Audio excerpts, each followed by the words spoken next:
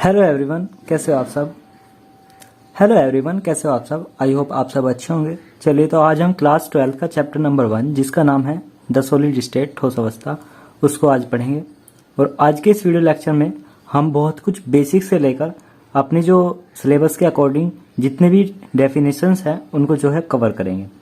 तो सबसे पहले जो इम्पोर्टेंट होती है वो चैप्टर के नेम की थ्योरी होती है, क्योंकि पेपर में डायरेक्टली नेम चैप्टर के नेम से क्वेश्चन आ जाता है। तो हम पढ़ते हैं कि ठोस क्या होते हैं। तो देखो, आपने 11th में जो है चैप्टर पढ़ा है some basic concept of chemistry, रसायन विज्ञान की मूलभूत अवधारणा। तो उसमें आपने ये पढ़ा होगा द्रव्य वगैरह के बारे में। तो द्रव्य की जो होती है हमारी 3 अवस्था होती है, ठोस, द्रव, गैस, और 2 अवस्थाएं और होती है, ठीक है, जिसमें प्लाज्मा और बोस-आइंस्टाइन होती है। तो ये जो अवस्थाएं हैं उनमें से सिर्फ जो पहली अवस्था है ठोस अवस्था, उसके बारे में आपने पढ़ा होगा और ये देखा होगा कि वहां पे पढ़ते हैं कि इसका आयतन व आकार कैसा होता है, निश्चित होता है ठोस का। तो यहाँ पे भी वही सब पढ़ने वाले हैं पहले शुरू में, बस उसको थोड़ा सा जो है सब बढ़ा के पढ़ेंगे, ठीक है। परिभाषा मैंने यहाँ पे हेडिंग डाली हुई है सॉलिड स्टेट की। तो इससे हम पढ़ते हैं कि द्रव्य की वह अवस्था जिसमें अवयवी कण जैसे अणु, परमाणु अथवा आयन प्रबल अंतरा आणविक आकर्षण बलों द्वारा दृढ़ता से जुड़े रहते हैं या बंधे रहते हैं, वे कौन सी अवस्था कहलाती है, ठोस अवस्था कहलाती है। देखो, इसके बाद एनसीईआरटी में एक क्वेश्चन है और बहुत इंपॉर्टेंट क्वेश्चन है कि आपसे पूछा जाता है कि ठोस जो होते हैं उसका आयतन और आकार निश्चित क्यों होता है, ठीक है। तो पहले मैं जो है आपको यहाँ पे ठोस बता रहा हूँ कि ठोस किस तरीके से होते हैं। तो ठोस में क्या होते हैं, जो अवयवी कण होते हैं वे बहुत ज्यादा पास पास होते हैं, ठीक है। कैसे होते हैं, बहुत ज्यादा पास पास होते हैं। और इन पास पास होने की वजह से जो है क्यों होते हैं, इसकी वजह जो है वो है ये जो है प्रबल अंतरा आणविक आकर्षण बल द्वारा एक दूसरे से बंधे हुए होते हैं, ठीक है। तो ये आपसे कहा जा रहा है कि इनका आयतन, आपको पता है कि इनका जो आयतन है, वॉल्यूम, आयतन व आकार की बात करते हैं, ये दोनों कैसे होते हैं, ये दोनों के दोनों होते हैं यहाँ पे निश्चित होते हैं, फिक्स होते हैं, चेंज नहीं होंगे, ठीक है। अभी चेंज क्यों नहीं होते या फिर निश्चित क्यों होते हैं, इस पर अगर क्वेश्चन बनता है तो आपको किस तरीके से आंसर करना है, तो वो मैंने यहाँ पे लिखा है कि इस अवस्था में अवयवी कण इतनी प्रबलता से आकर्षण बलों द्वारा बंधे होते हैं कि ये केवल अपनी माध्य स्थिति के दोनों ओर कंपन करते रहते हैं या फिर, परंतु अपने स्थान को स्थायी रूप से नहीं छोड़ते हैं। यही कारण है कि ठोसों का आयतन तथा आकार दोनों के दोनों निश्चित होते हैं, ठीक है। तो देखो, जो इसमें कोई सा भी मॉलिक्यूल है वो इतने प्रबल आकर्षण बल द्वारा बंधा हुआ है कि यहाँ ये क्या कर सकता है, ये अप डाउन ऊपर की साइड अपनी माध्य स्थिति जिस मिडिल पोजीशन में ये था उसके यहाँ पे था, अगर ये मिडिल पोजीशन में, तो यहाँ से वो इधर की साइड को इधर को कर सकता है या फिर अपनी माध्य स्थिति के ऊपर या फिर नीचे की साइड को कर सकता है, डाउन द वर्ड, अपवर्ड। ये क्या कर सकता है, वाइब्रेशन कर सकता है, कंपन कर सकता है। लेकिन ऐसा नहीं होगा कि ये अपने स्थान को छोड़ के यहाँ से चला जाएगा। तो ऐसा जो है ठोस में नहीं होने वाला। अब देखिए कि जो ठोस है इसको कुछ इस तरीके से समझ लीजिए इसको, कि मैंने एक बॉल है, उसको दोनों सिरे जो है उसके बांध दिए हैं रस्सी से, और इसको जो है इधर से भी खुंटी से बांध दिया है और इधर से भी खुंटी से बांध दिया है। अब आप देख रहे होंगे, अगर मैं इस बॉल को पकड़ के खींचूं तो ये क्या कर सकते हैं, कंपन करेगी, ठीक है, और ऊपर से कर सकती है। अगर आप ऊपर से करोगे इसको ऐसे, अगर इधर से खींचोगे तो ये ऐसे करेगी। तो अपनी माध्य स्थिति के दोनों ओर ये जो है कंपन तो कर सकती है, लेकिन इसको छोड़ के नहीं जाएगी, वहीं पे रहेगी। जब वो थोड़ी देर बाद में जब वो शांत हो जाएगी तो क्या होगा कि ये अपनी उसी पोजीशन में पहुंच जाएगी जिस पोजीशन में पहले थी। तो यही जो है हमने यहाँ पे समझाया हुआ है। अब इसके बाद हम समझते हैं ठोसों के गुण, पढ़ते हैं। तो ठोसों के आकार, पहला गुण तो ये है कि ठोसों के आकार, आयतन और द्रव्यमान निश्चित होते हैं, ठीक है, पढ़ लिया हमने। सेकंड, इनमें अंतरा आणविक आकर्षण बल प्रबल होते हैं। जो इन अणुओं के बीच में जो बल लग रहा है, अंतरा आणविक आकर्षण बल, वो कैसा होता है, बहुत प्रबल होता है, स्ट्रॉन्ग होता है। ठोसों में अंतरा आणविक दूरी कम होती है, जिनके जो अणुओं के बीच की दूरी है वो कैसी रहेगी, बहुत कम रहेगी, इसकी ध्यान रखना। और द्रव में ज्यादा होती है और गैस में बहुत ही ज्यादा होती है, ठीक है। ये ठोस असंपीड्य तथा कठोर होते हैं। तो असंपीड्य मतलब इन्हें दबाया नहीं जा सकता, और क्योंकि हम क्या कहते हैं, गैस को संपीड़ित करते हैं तो उसको लिक्विड में चेंज कर लेते हैं, उसके मॉलिक्यूल को और पास पास ले आते हैं। लेकिन ठोस को हम जो है संपीड़ित नहीं कर सकते, उसके मोलिक्यूल को और ज्यादा पास नहीं ला सकते। तो ये कैसे हुए, असंपीड्य हुए और कठोर हुए। ठीक है, फिर इसके बाद इनके गलनांक व क्वथनांक प्राय उच्च होते हैं। तो जो ठोस होते हैं उनके गलनांक और क्वथनांक थोड़े ज्यादा होते हैं। उसका कारण आपको पता है कि इनके जो बीच बॉन्डिंग है उसको तोड़ने के लिए एनर्जी की ज्यादा जरूरत पड़ेगी, इसलिए क्या होता है, गलनांक क्वथनांक दोनों ज्यादा होते हैं। आपने देखा भी होगा लोहा है, पिघलाने में काफी जो है उसको जो डिग्री सेल्सियस पे जो आके वो पिघलता है। तो इसके बारे में आपको आई होप पता होगा। ठीक है, ये कोई इतनी खास जानकारी वाली तो बात है नहीं कि गलनांक क्वथनांक की। तो अब देखो ठोसों के प्रकार, ये इंपॉर्टेंट है। पहला होता है, निम्न दो प्रकार के होते हैं। पहला क्रिस्टलीय, क्रिस्टलाइन सॉलिड, अक्रिस्टलीय जिसको मोर्फस सॉलिड कहते हैं। अब क्रिस्टलीय सॉलिड क्या होते हैं इसके बारे में समझिए। तो हेडिंग है हमारी क्रिस्टलीय ठोस। ठीक है, सॉलिड वे ठोस जो असंपीड्य, दृढ़, कठोर एवं एक निश्चित ज्यामिति वाले होते हैं, वे क्या कहलाते हैं, क्रिस्टलीय ठोस कहलाते हैं। इनमें कण व्यवस्थित होते हैं, या फिर इसको जो है इस तरीके से लिख लीजिए कि इसमें कण एक निश्चित ज्यामिति में व्यवस्थित होते हैं। इनकी त्रिविमीय क्रिस्टल संरचना बाह्य बलों से विकृत नहीं होती है, अतः यह वास्तविक ठोस होते हैं। इनको आप वास्तविक ठोस बोल सकते हो। अगर इनकी आप 3D स्ट्रक्चर पे अगर आप बाह्य कोई बल लगा रहे हो, फोर्स अप्लाई कर रहे हो, तो ऐसा नहीं होगा कि उसके बॉन्ड टूट के उनकी जो है कुछ और स्ट्रक्चर बन जाएगी, ऐसा कुछ नहीं होने वाला। चीनी है और शर्करा जिसको बोलते हैं, तो उसमें उसी तरीके की स्ट्रक्चर रहेगी जिस स्ट्रक्चर की थी, चाहे आप उसके कितने से कितने छोटे छोटे पार्टिकल कर दो। ठीक है, ऐसे ही नमक है, नमक के इसी तरीके से है। तो इसके दो एग्जाम्पल है कि नमक को अगर आप तोड़ोगे तो उसकी जो ज्यामिति है, उसके अंदर जो सोडियम और जो क्लोराइड है आयन, उसका जो बॉन्डिंग है, वो बॉन्ड जो है बॉन्ड की जो वो है ज्यामिति है, ज्योमेट्री है, वो सेम ही रहने वाली है, एज इट इज, वो चेंज नहीं होने वाली। ठीक है, ऐसा नहीं होगा कि आप NaCl को तोड़ा और चीनी बन गई, ऐसा नहीं होने वाला।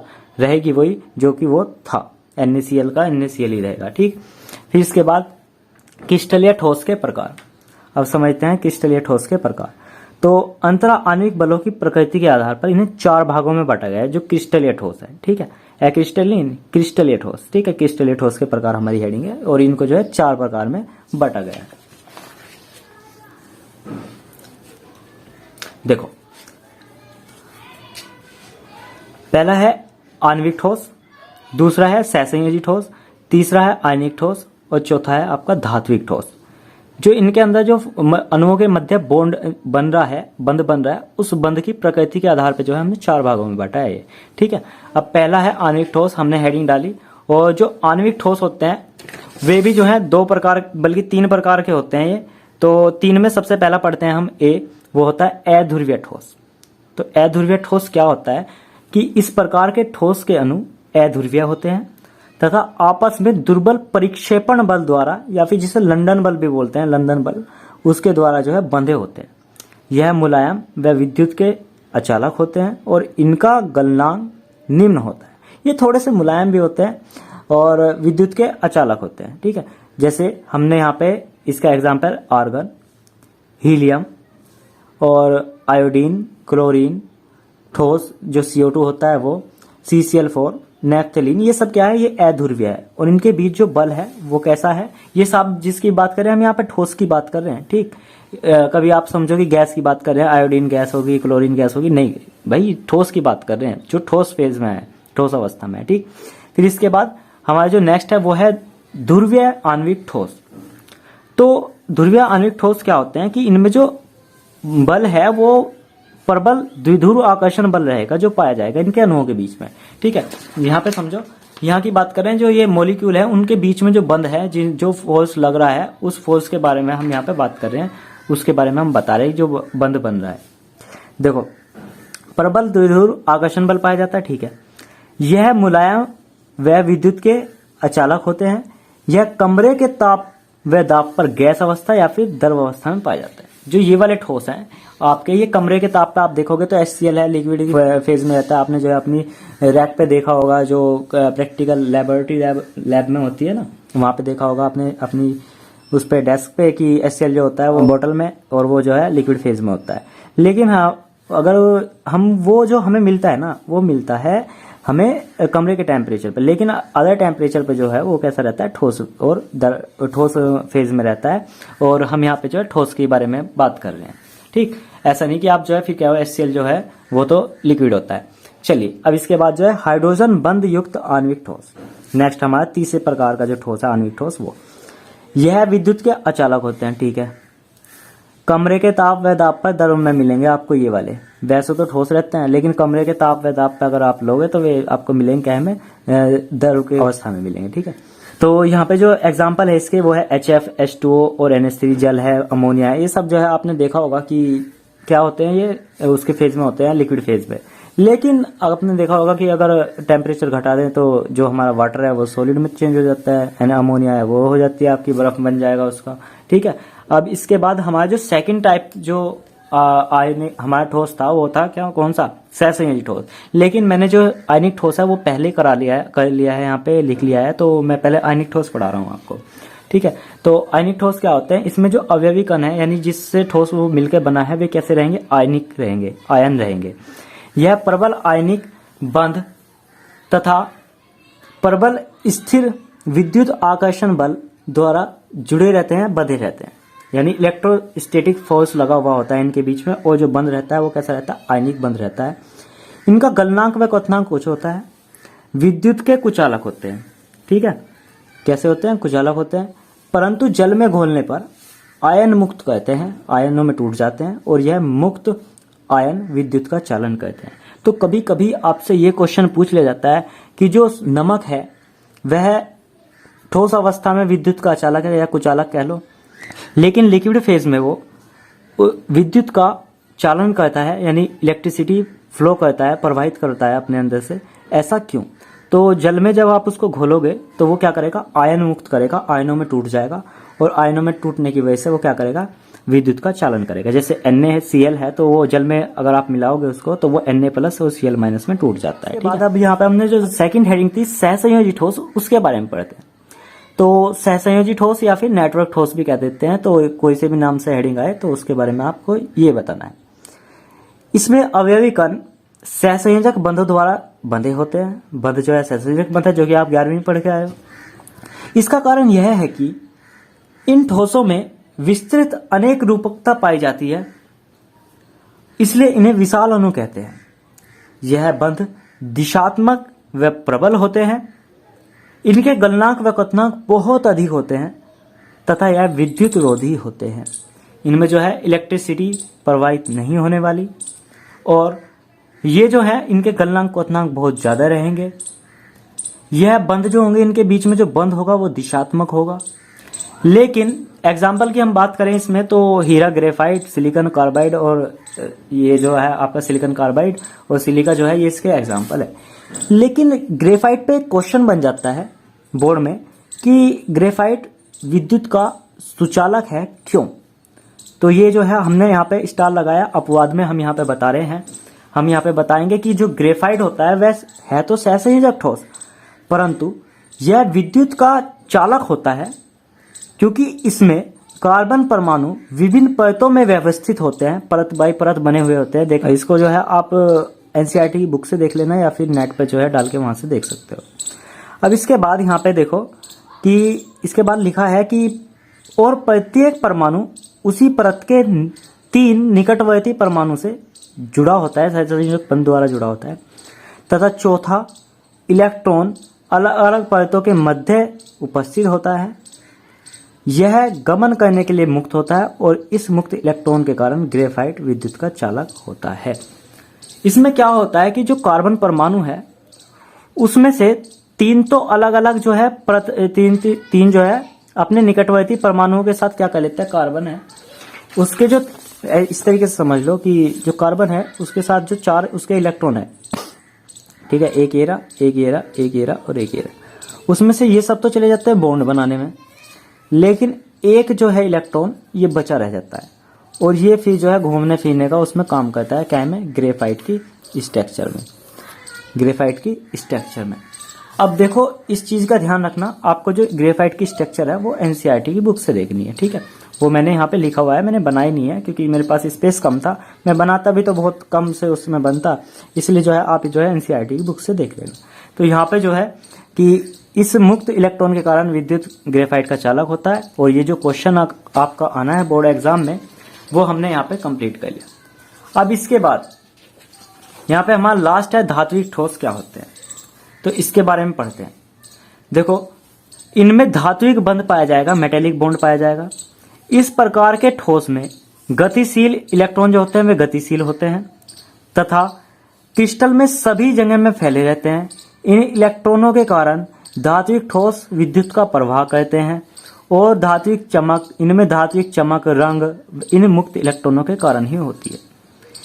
अगर आपसे पूछा जाए कि जो धात्विक ठोस होते हैं उनमें कलर कहाँ से आता है, उसमें चमक कहाँ से आती है, तो उस चमक का जो कारण है वो है आपका इलेक्ट्रॉन। ठीक है, ये जो मुक्त इलेक्ट्रॉन है। अब बाह्य कोश को छोड़कर अंदर के समस्त कोश नाभिक को संयुक्त रूप से संगलित धनायक या फिर कर्नेल कहा जाता है। ठीक है, देखो जो ये हमारा एटम है, थोड़ा सा जो है ये इस तरीके से बन गया। हम जो है इसको स्फेरिकल बनाना है, हमें इसको गोल बना लेते हैं। ठीक है, इस तरीके से होता है। नाभिक है, उसके बाहर कक्षाएं हैं, ऐसे आपको पता है। इसमें भारी कक्षा को छोड़ के जो उनसी बॉन्ड बना रही उसको छोड़ के, इस वाली कक्षा को छोड़ के बाकी का ये सारा जो पोर्शन है ये वाला, इसको कहते हैं कर्नेल। ठीक है, क्या कहते हैं इसको? कर्नेल। कभी कभी क्वेश्चन पूछ लिया जाता है एनसीईआरटी से, बहुत अच्छा क्वेश्चन है, कर्नेल क्या होता है। अब यहाँ पे जो है धात्विक ठोस कौन कौन से होते हैं या फिर कौन कौन से बना सकते हैं यहाँ पे, तो वे है sodium, magnesium, Fe, Cd, Ag, Au, ये सब क्या है? ये सब है धात्विक ठोस। जैसे सिल्वर है, चांदी है, कॉपर है, Au है, गोल्ड है, ये सब क्या है? ये सोडियम है, ये सब जो है धातु हैं।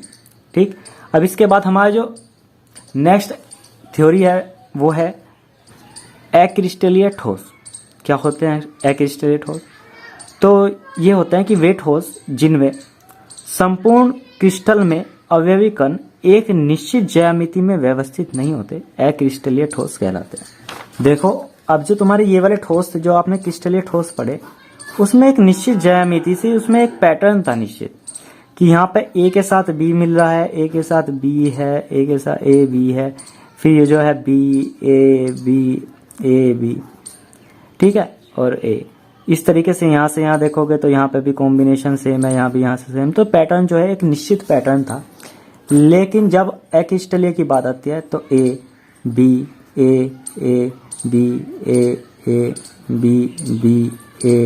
बी कुछ इस तरीके से ए बी, कुछ इस तरीके का पैटर्न रहेगा। यानी बिल्कुल भी पैटर्न जो है निश्चित नहीं रहने वाला किसी भी तरीके से। तो जो ज्यामिति है वो निश्चित नहीं रहेगी, तो इसको क्या कहेंगे हम? अक्रिस्टलीय ठोस कहेंगे। जैसे हमारा इसके एग्जांपल है कांच, रबड़, प्लास्टिक और लकड़ी। ठीक, अब इसके बाद इंपॉर्टेंट है हमारा, ध्यान रखना इंपॉर्टेंट क्या होता है यहाँ से। अगर आपने ये सब पढ़ लिया है तो इंपॉर्टेंट है क्रिस्टलीय व अक्रिस्टलीय ठोस में अंतर। तो फर्स्ट है कि इनकी निश्चित ज्यामितीय आकृति होती है। ठीक है, और जो ये यहाँ पे क्रिस्टलीय वाले हैं और ये यहाँ पे जो है आपके कहेंगे ये है अक्रिस्टलीय के।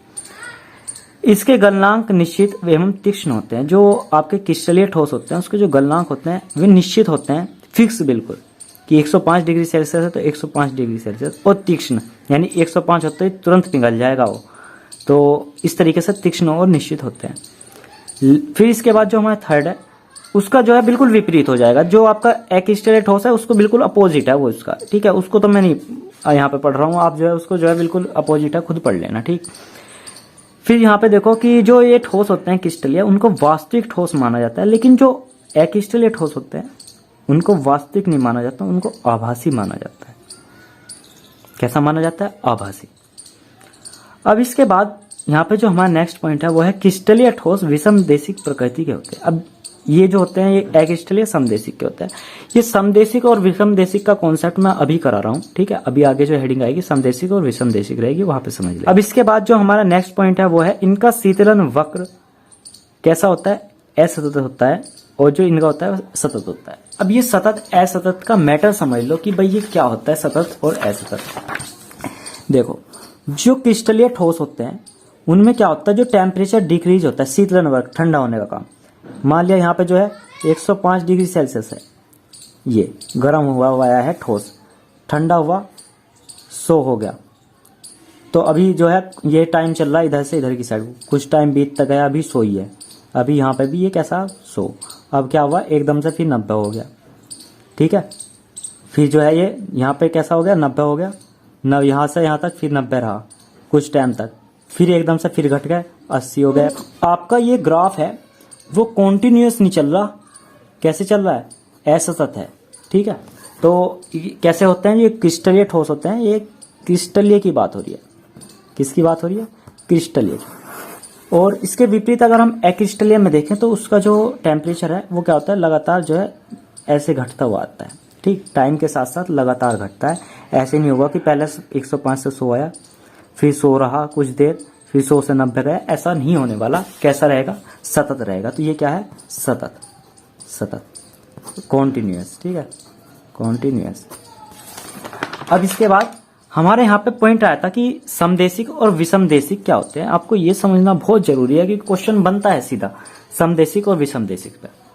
तो मैंने यहाँ पे ये लिखा हुआ है समदेशिक विषमदेशिक, पहले इसको पढ़ लो, फिर मैं आपको जो नॉर्मल वे में समझाता हूँ कि ये आखिर होता क्या है। पहले इसकी वो थ्योरी पढ़ लो जो कि हमारी जो है पेपर में लिखनी होती है। क्रिस्टलीय ठोस विषमदेशिक प्रकृति के होते हैं। ध्यान रखना, ऐसा लगता है कि अक्रिस्टलीय वाले होने चाहिए विषमदेशिक, ऐसा बिल्कुल नहीं है। क्रिस्टलीय ठोस होते हैं विषमदेशीय प्रकृति के। इनके भौतिक गुण जैसे अपवर्तनांक, भौतिक गुण, विद्युत प्रतिरोधकता आदि एक क्रिस्टल में भिन्न भिन्न दिशाओं में मापने पर भिन्न भिन्न मान प्रदर्शित करते हैं, क्योंकि अलग अलग दिशाओं में कणों की व्यवस्था अलग अलग होती है, जिससे भौतिक गुण भी भिन्न भिन्न। अब देखो यहाँ पे क्या हो रहा है कि जो मैंने पार्टिकल्स को कुछ इस तरीके से लिया है, हाफ फील्ड है और जो है कुछ है ये डार्क है। तो यहाँ पे कणों की व्यवस्था है, एक निश्चित ज्योमेट्री है। यहाँ पे देखो, यहाँ पे क्या हो रहा है, पहले ये था, फिर ये क्रिस्टलीय है, यानी कैसा है, कैसा ठोस है, क्रिस्टलीय, एक निश्चित ज्यामिति है इसकी। तो ये जो व्यवस्था है इसकी इस तरीके से, तो इसको कहते हैं विषमदेशिक होना। क्या कहते हैं, विषमदेशिक। अपवर्तनांक है, विद्युत प्रतिरोधकता है। मैं इधर से इधर की साइड को ऊपर को जाऊंगा तो मुझे यहाँ पे देखने में कुछ अलग तरीके से दिखाई दे रहा है। देखो यहाँ पे ये इस तरीके से, लेकिन जब मैं इधर से इधर जा रहा हूं तो यहाँ पे क्या हो रहा है कि यहाँ पे जो डार्क वाले हैं वे दोनों के दोनों एक साइड में आ रहे हैं, और जो ये आपके खाली गोले हैं ये सारे एक साइड में आ रहे हैं। हो रहा है ना ऐसे। लेकिन जब मैंने इधर से इधर गया था तो यहाँ पे क्या हो रहा है कि कभी ये आ रहा है, कभी ये आ रहा है, कभी ये आ रहा है, ऐसा हो रहा है ना। तो ये कैसी प्रकृति होगी, विषमदेशिकता होगी। क्या होगी, विषमदेशिकता। तो याद रखना कि यहाँ पे जो है क्रिस्टलीय ठोस जो होते हैं वे दिखाते हैं ये वाली विषमदेशिकता प्रकृति को। अब हम पढ़ते हैं समदेशिकता। अब समदेशिकता जो है अक्रिस्टलीय ठोस दिखाते हैं, और आपको पता है जो अक्रिस्टलीय ठोस है वे निश्चित ज्यामिति में तो होते ही नहीं, उनका पैटर्न निश्चित होता ही नहीं। तो उस कंडीशन में यहाँ पे समदेशिकता का कॉन्सेप्ट आ जाता है। ऐसा होता है कि यहाँ पे जो है कण इस तरीके से विचलित है, हमें पता ही नहीं चल रहा कौन सा डार्क कौन सा ये, हमें कुछ पता ही नहीं। इस तरीके से समझ लो कि जो स्कूल के बच्चे हैं वे छुट्टी होती है तो वे सारे जो है ऐसे मिल जाते हैं, आपको पता ही नहीं चलता कौन सी क्लास का, या फिर इंटरवल में पता ही नहीं चलता कौन सी क्लास में। लेकिन तो हम जब देखते हैं इधर से तो जाते हैं तो हमें तब भी जो है सब कुछ भी पता नहीं चलता, चरमरा क्या हो रहा क्या नहीं। इधर से जाते हैं इधर से नहीं पता चलता क्या हो रहा है, तो हम कह देते हैं ये तो समदेशिक है, एक जैसे से ही लग रहे हैं हमें, तो सारे के सारे एक जैसे लग रहे हैं कि सब एक ही क्लास के लग रहे हैं बच्चे ये, ठीक है। तो ये व्यवस्था जो है ये क्या कहला रही है, समदेशिकता कहला रही है। नॉर्मल वे में तो देखो इसकी थ्योरी को समझना ऐसे ही है। बाकी जो है मैंने यहाँ पे लिखा हुआ है उससे आप पढ़ लेना, उसको समझ लेना। फिर इसके बाद एक नोट है और क्वेश्चन इंपॉर्टेंट है कि जो कांच है वे क्रिस्टलीय या अक्रिस्टलीय, और अक्रिस्टलीय तो वो क्यों है। या ये क्वेश्चन पूछा जाए कि पुरानी जो खिड़की होती हैं, दरवाजे होते हैं, उनके कांच जो होते हैं नीचे से मोटे होते हैं, क्यों। इस तरीके से क्वेश्चन बनेंगे तो आपसे जो है उसका एक आंसर है, वो है ये कि जो कांच होता है वह अक्रिस्टलीय ठोस होता है। ऐसा देखने में लगता है कि यार ये तो क्रिस्टल है कांच के हैं, नहीं ऐसा नहीं होता। कांच कैसा है, अक्रिस्टलीय ठोस है, क्योंकि इसमें द्रवों की भांति बहने का गुण पाया जाता है।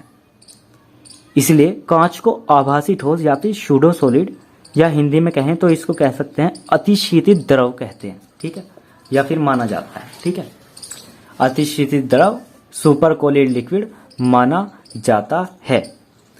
इसी गुण के कारण पुरानी इमारतों की खिड़कियां व दरवाजों के नीचे के शीशे के भाग में मोटे होते हैं, जो है नीचे के भाग में कैसे होते हैं, मोटे होते हैं, क्योंकि कांच अत्यधिक मंद गति से नीचे की ओर को प्रवाहित होकर नीचे भाग को क्या कर देता है, मोटा कर देता है।